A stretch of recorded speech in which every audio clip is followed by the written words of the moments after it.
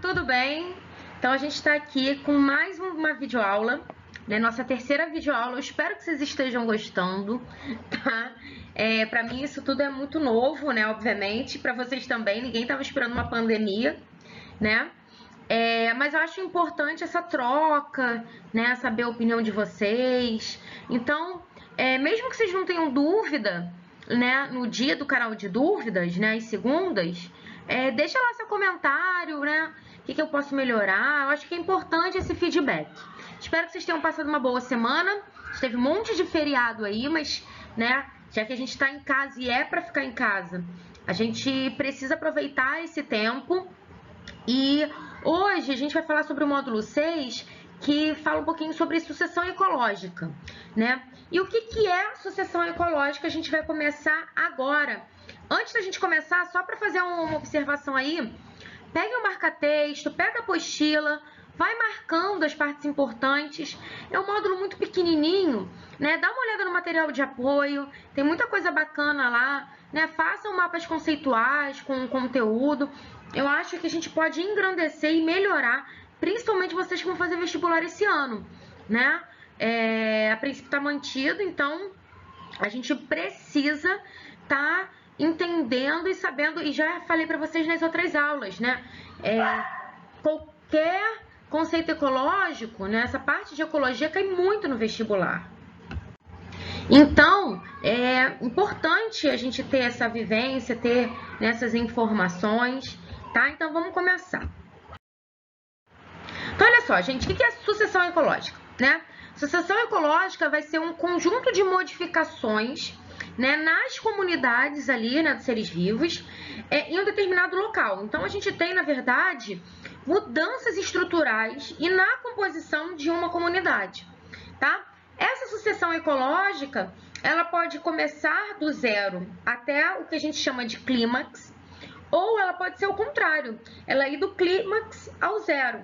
Isso a gente vai ver nas classificações de sucessões ecológicas, tá? É importante, né, reafirmar que nenhuma comunidade ela vai ser permanente, né? Ela sempre vai estar sofrendo transformações, porque o meio ambiente ele está sofrendo transformações o tempo inteiro. Então, nada mais né, um reflexo disso.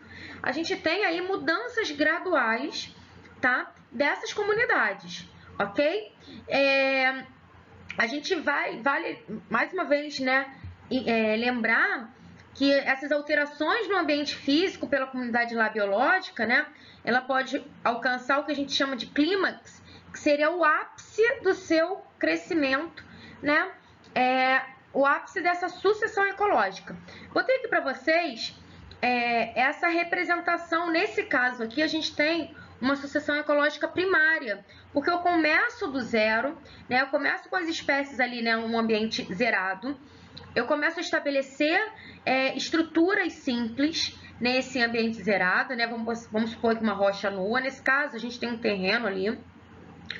E aí a gente vai das espécies pioneiras até a espécie clímax, passando pela fase intermediária.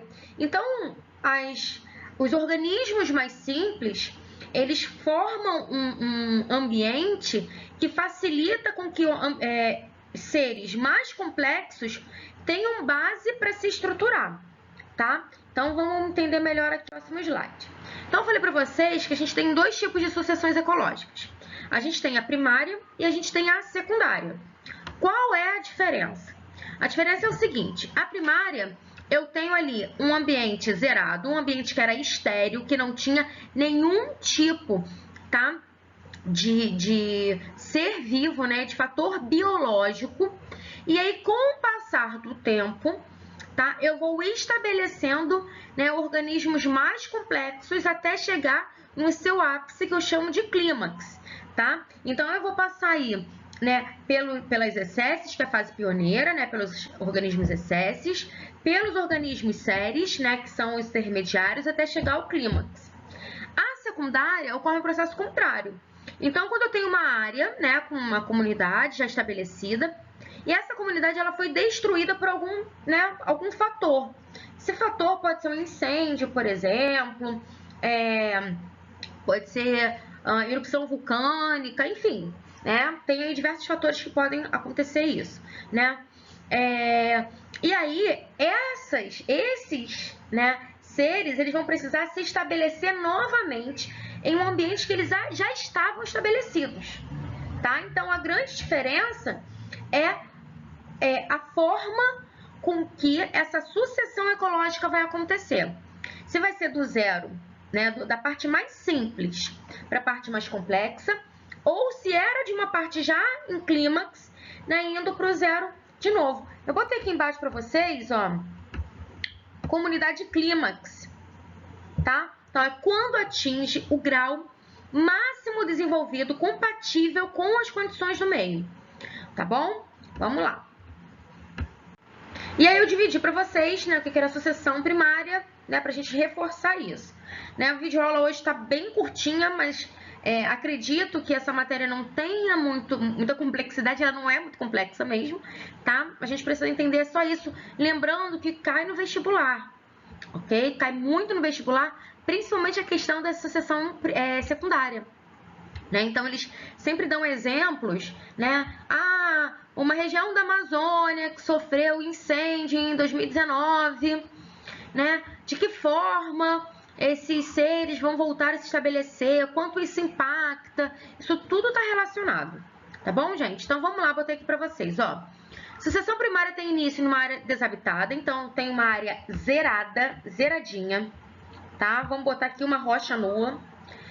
Para eu conseguir, tá, ter uma implantação, tá, uma habitação de qualquer ser que seja, por exemplo, intermediário, eu preciso que um ser mais simples se estabeleça antes, tá? Só que esse ser simples, tá, ele precisa de alguns fatores, de algumas características.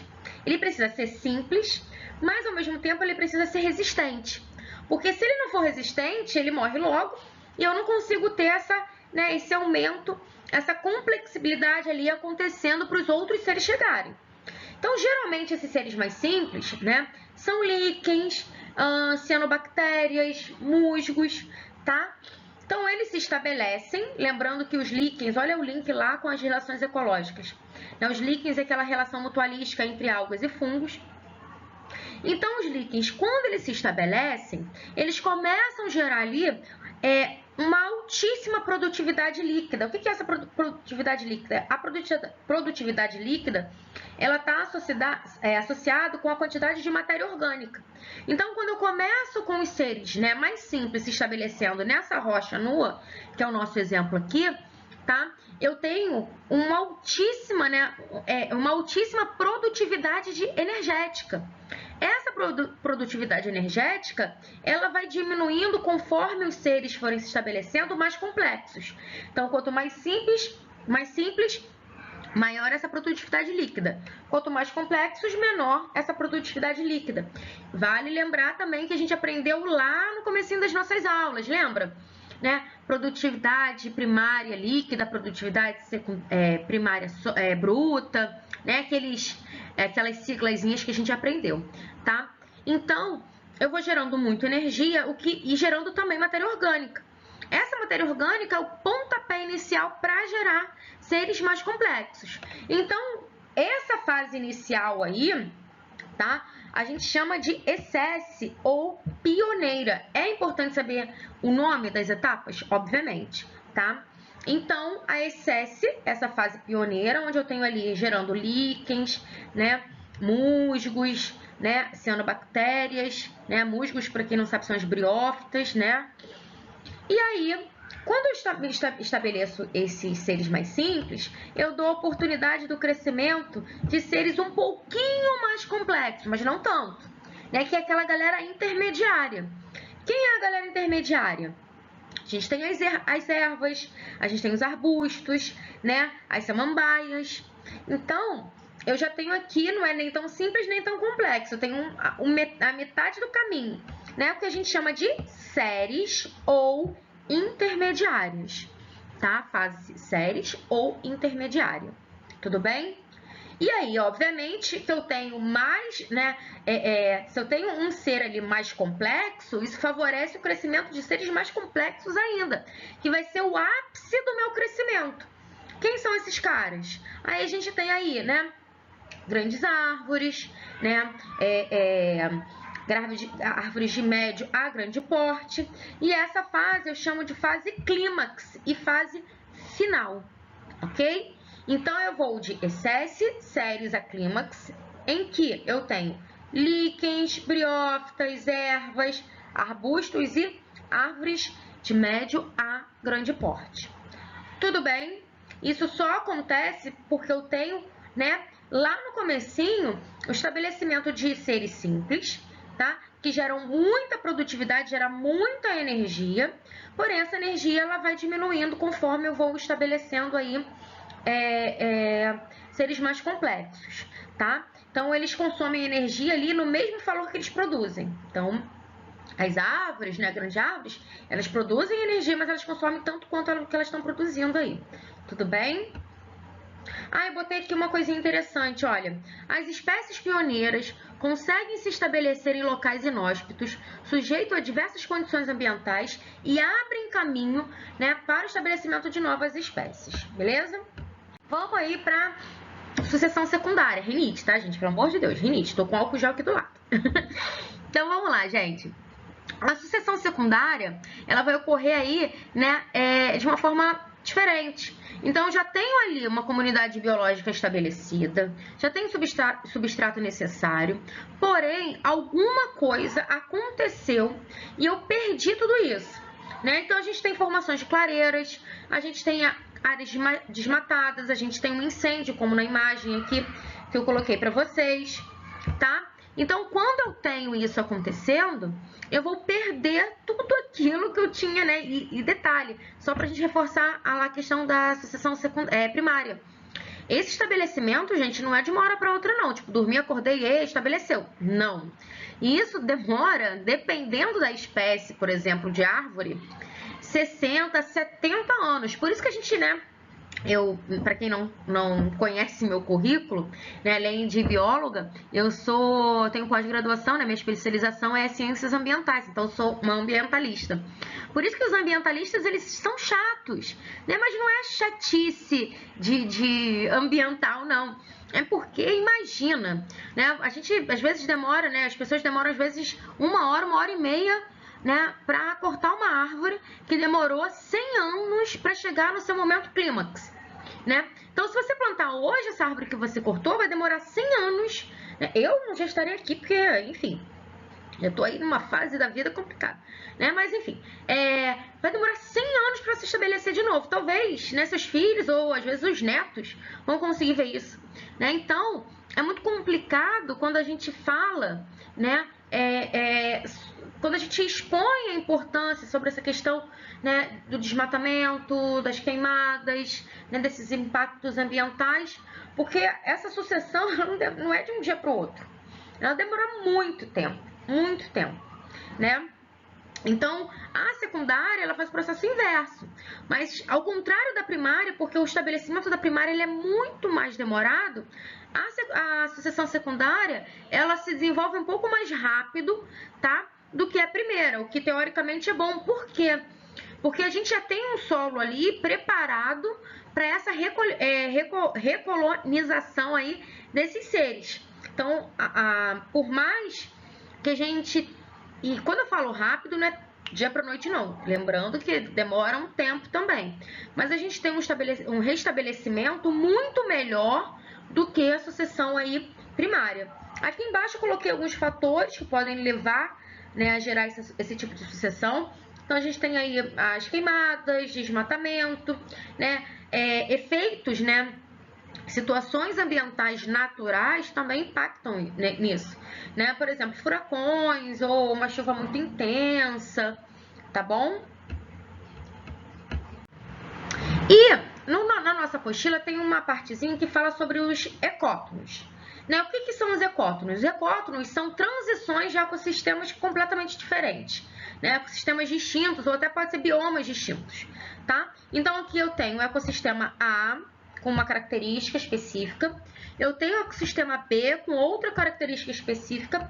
A fase de ecótono é essa fase aqui do meio, que fica entre uma coisa e outra. Imagina, Eu não consigo estabelecer, né, padrões diferenciados e de segregação. A gente tá tudo meio que misturado. Esses ecossistemas, eles acabam se misturando. Então, os ecótonos são exatamente isso, tá? São essas áreas. Aqui a gente tem, por exemplo, um ambiente aquático. E aqui a gente tem um ambiente já terrestre. Então, a fase de ecótono é essa partezinha aqui, ó, que está entre um ecossistema e outro, tá? Os ecótonos, eles são muito importantes, né? Porque além de fazer essa questão meu Deus,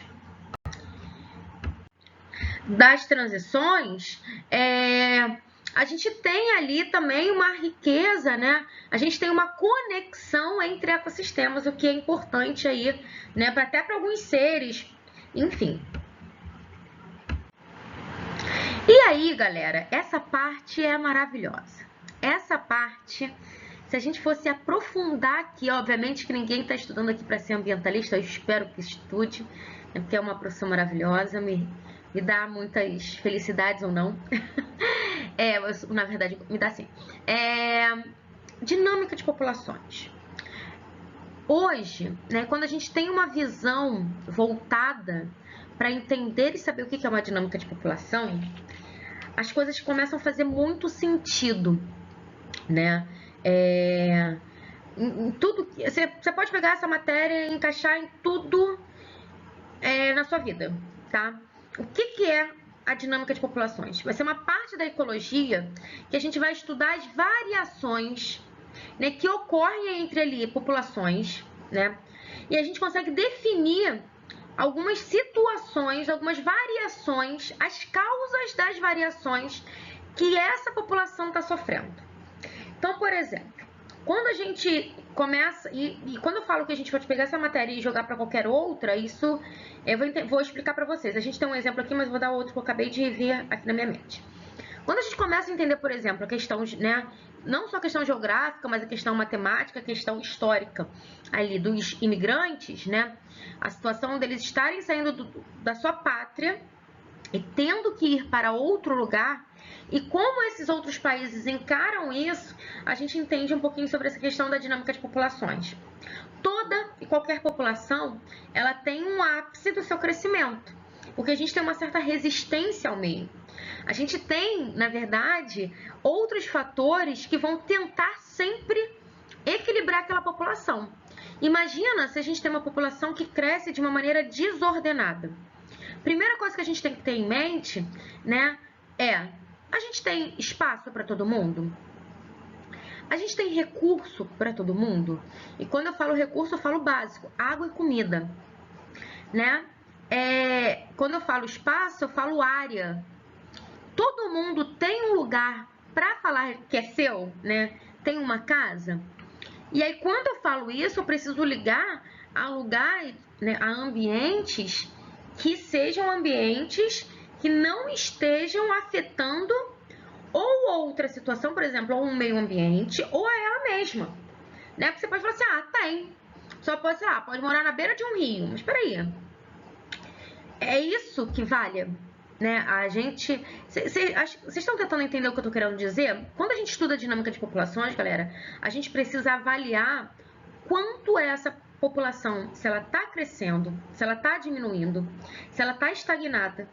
E quais são os fatores que estão levando ao crescimento, à diminuição ou à estagnação, né?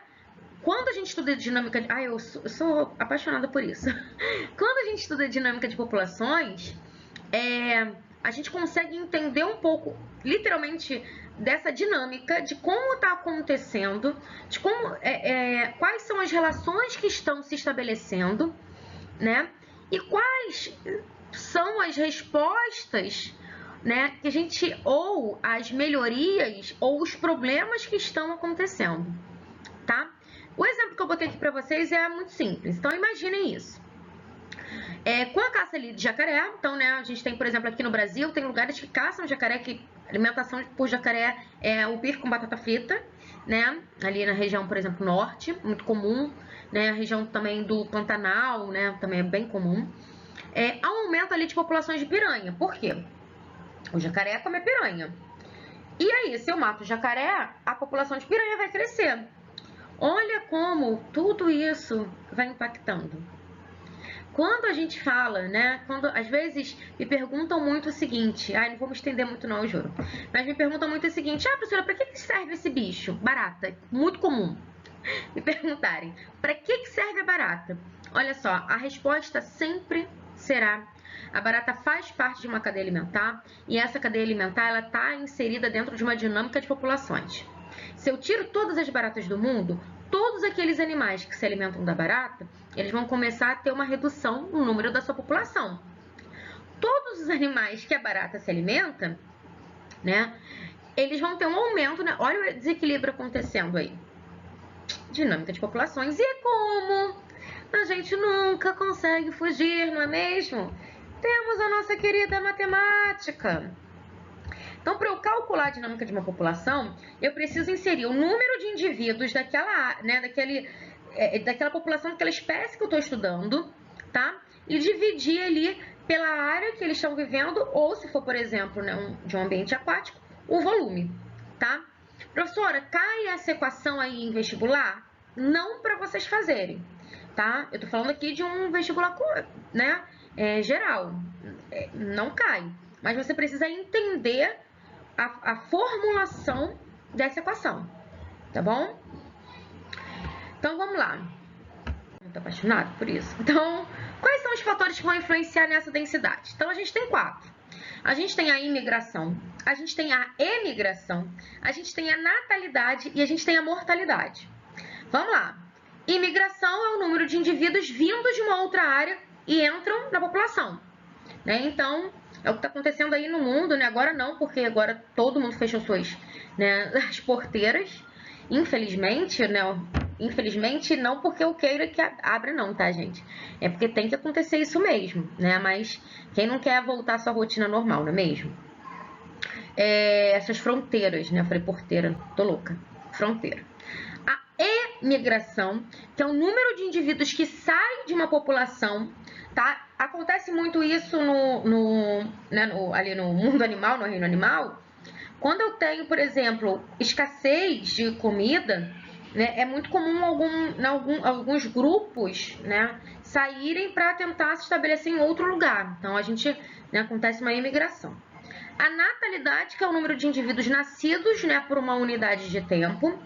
E a mortalidade, que é o número de indivíduos que morrem, né? Então, esses 4 fatores, eles vão, né, influenciar na densidade da minha população, da densidade da população que eu esteja ali estudando. Aqui embaixo eu botei para vocês como que vai acontecer isso na prática. Então, olha só. Se eu tenho natalidade e imigração sendo maiores do que a mortalidade e a imigração, eu tenho uma população em crescimento. Por quê? Está nascendo indivíduos, está chegando indivíduos, e a quantidade de indivíduos que estão morrendo e os indivíduos, né, que estão ali saindo são menores. Quando eu tenho natalidade e imigração menores do que a mortalidade e a imigração, aí eu tenho uma população em declínio, uma população caindo. E quando eu tenho esses 4 fatores em equilíbrio, eu tenho literalmente, né, uma população em equilíbrio, tá bom? Outra coisa que eu queria só reforçar aqui para vocês é isso daqui, ó. Vamos ler junto, tá bom? De modo geral, as taxas de natalidade e de imigração tendem a aumentar a densidade da população e as taxas de mortalidade e imigração tendem a diminuí-la, né? Foi o que eu falei. Sendo assim, a população se encontra em equilíbrio quando a soma da taxa de natalidade com a de imigração for igual à soma de mortalidade e imigração. Tudo bem? Então, olha só, quando a gente está falando de densidade, né, ali populacional, né, de populações, tem alguns fatores que são importantes que a gente precisa ressaltar.